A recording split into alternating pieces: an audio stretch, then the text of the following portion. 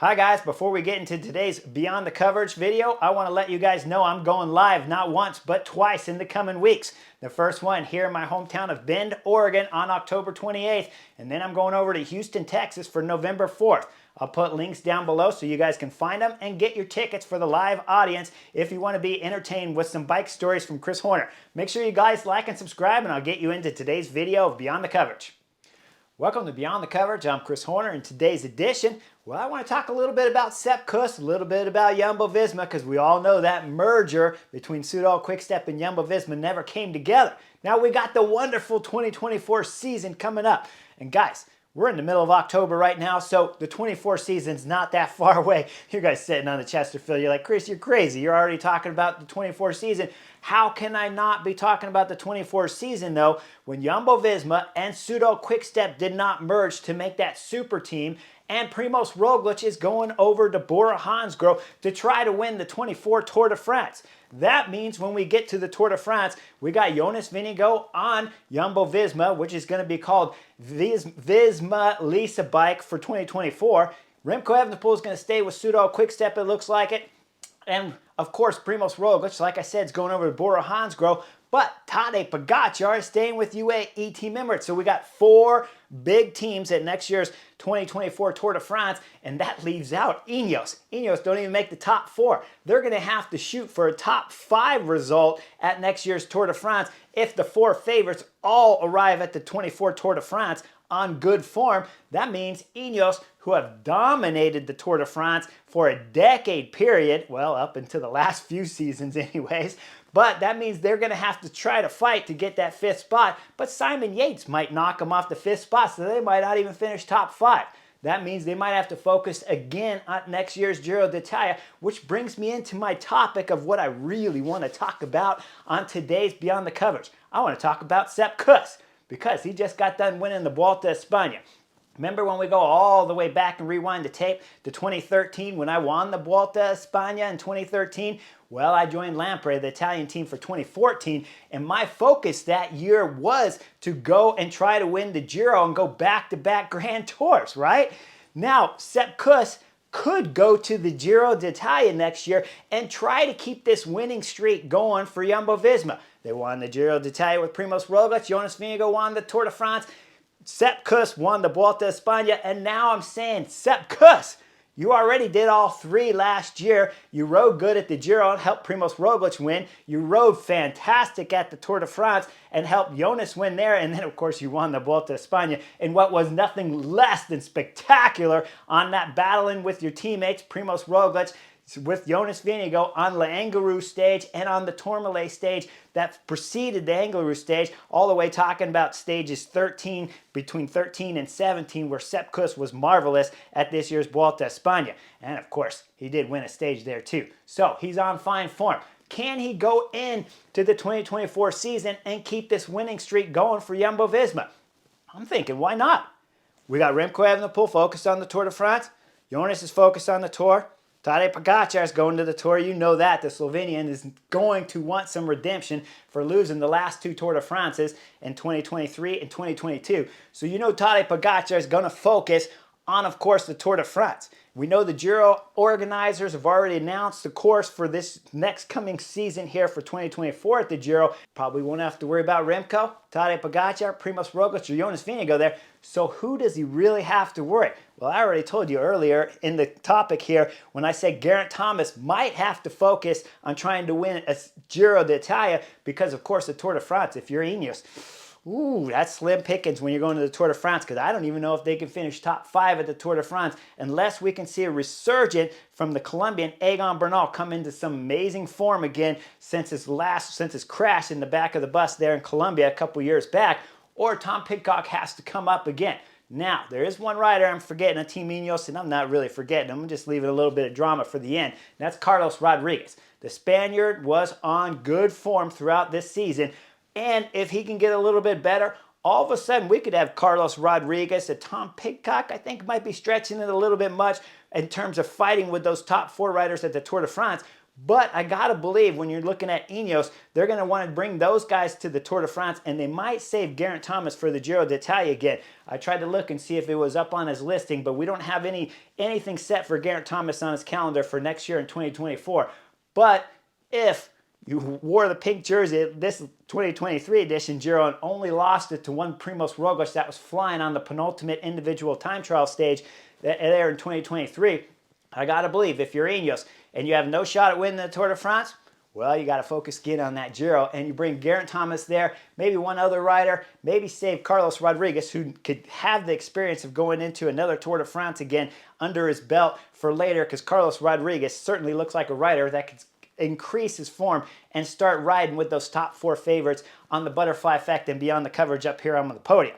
So when I'm talking about next year, Sepp Kuss, man, this is looking ideal, and it just popped into my head this morning when we're sitting there talking with my boy Garrett that, wow, what topic do we want to talk about? We had a ton of different topics, but Sepp Kuss all of a sudden popped up, and it was the last one right before we get ready to shoot, and I just thought, that's magical. And it reminded me of my 2013 season when I did try to go again, but got hit in the tunnel. So Sepp Kuss, if you are going to focus on the Giro d'Italia and trying to win it next year for Jumbo-Visma to keep this streak, this amazing 23 season that is remarkable, where you won all 3 Grand Tours with 3 different riders on Jumbo-Visma, now Visma Lease bike for next year. Well, Sepp Kuss might be that rider that they want to send to the Giro, and with good form.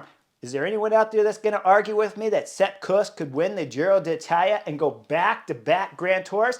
Well, 2013, like I said, that was my focus, and if it wasn't for getting hit in the tunnel in Italy just a couple weeks before the Giro started, I can tell you 100% my training numbers were spectacular, and I was getting super motivated to know that I could go podium at the Giro, if not have a shot at winning back-to-back Grand Tours to round it out from 2013 and 2014 season. And Sepp Kuss, I think he can do it. And when we were talking about it, I was like, this is a great topic and one that maybe nobody would be expecting out there. And that's what I like to bring you up here on my coverage on Beyond the Coverage, and of course the Butterfly Effect, is looking at different angles of the sport and bringing something to you that you guys may not have recognized or saw during the race. And certainly, who at this point in time is thinking Sepp Kuss could go into the Giro and win? Well, they got rid of Primoz Roglic after this remarkable season. Jumbo-Visma sent him off to Bora-Hansgrohe. So that opens up the window for Sepp Kuss at this year's Giro, because you know Jonas is going to focus 100% on the Tour de France. So who are they going to send anyways? Well, Sepp Kuss is my favorite for Jumbo-Visma, Visma Lease bike next year, to be able to win the Giro d'Italia and go back-to-back Grand Tour wins for the American rider from the U.S. So if we see that happen, what starts to happen when we're talking about the Vuelta a España? Because they won all 3 this year, like I've said, but can they win all 3 next year?